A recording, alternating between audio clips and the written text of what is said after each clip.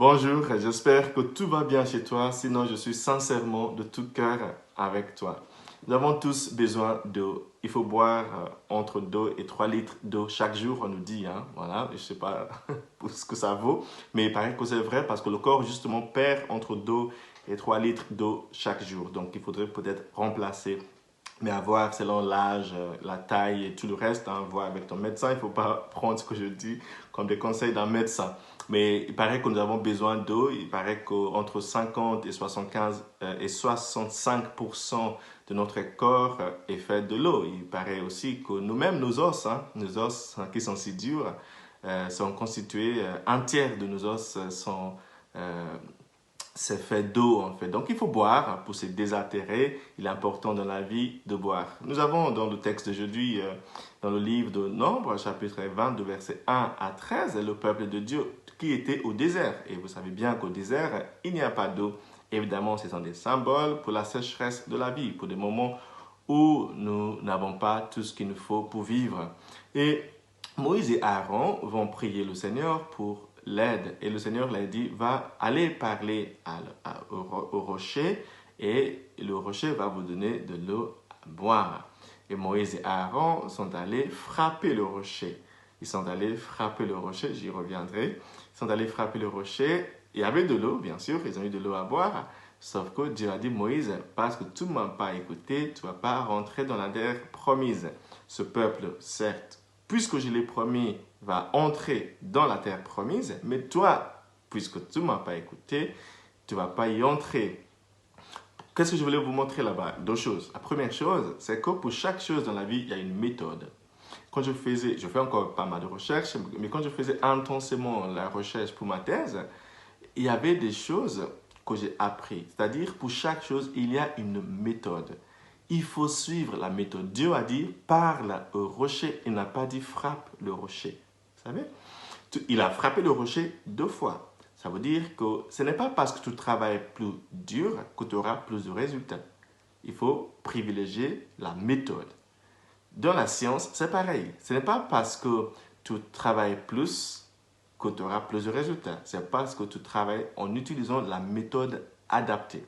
Donc, Dieu a dit à Moïse, va parler au rocher. Il n'a pas dit frappe le rocher. Mais Moïse a choisi de frapper le rocher.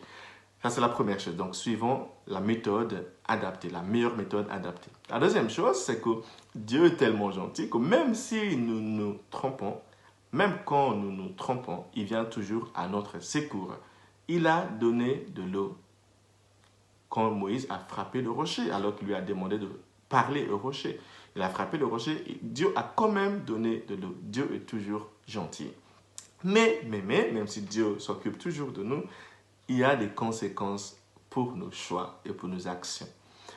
Parce que Moïse n'a pas écouté ce que Dieu lui a dit, il n'est pas rentré dans la terre promise.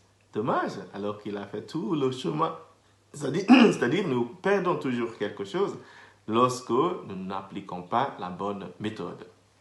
Maintenant, dans l'évangile de ce matin, aujourd'hui, c'est la fête du siège du pape, l'église Lateran à Rome. C'est l'église de Saint-Pierre. Nous voyons Jésus qui parlait à ses disciples et la foule. Et Jésus voulait savoir s'il savait exactement qui il était. Et Jésus les demande au vu du peuple, je suis qui? Ils disent, bon, tu es comme un autre prophète, Jérémie ou Jean-Baptiste ou un grand prophète.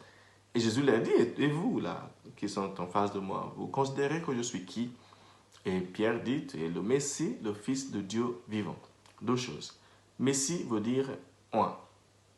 C'est-à-dire quelqu'un qui a l'Esprit de Dieu.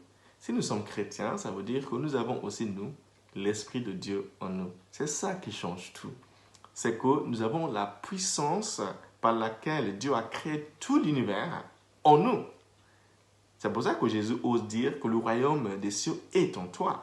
C'est très très fort. Si nous réalisons seulement ce que nous avons en nous, nous aurions peur de nous-mêmes.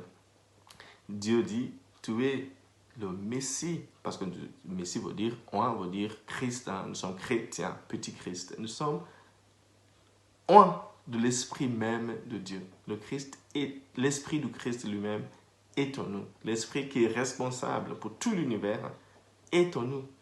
C'est fort si nous osons même réaliser ce que Dieu fait en mettant en nous son esprit. Deuxième chose, il dit, tu es le fils de Dieu vivant. Puisque nous avons son esprit, le mot fils ici, c'est plutôt héritier. Nous sommes aussi l'héritier, c'est-à-dire le ciel et la terre nous appartiennent. Nous appartiennent parce que nous pouvons nous jouir des bénédictions de Dieu, mais aussi pour que nous soyons les responsables pour cette terre, pour cette planète. Un héritier ne prend pas seulement les richesses de son père ou sa mère. Un héritier s'occupe aussi des biens de ses parents. Donc, c'est les deux parties. Nous sommes fils et filles de Dieu, c'est-à-dire tout nous est donné. La terre nous est donnée, la planète nous est donnée, l'univers nous est donné. Mais aussi, nous avons une responsabilité de nous occuper de la terre, de la planète. Voilà ce que je voulais partager avec vous ce matin. J'espère que tu auras une belle journée et que Dieu te bénisse. Le Père, le Fils et le Saint-Esprit. Amen.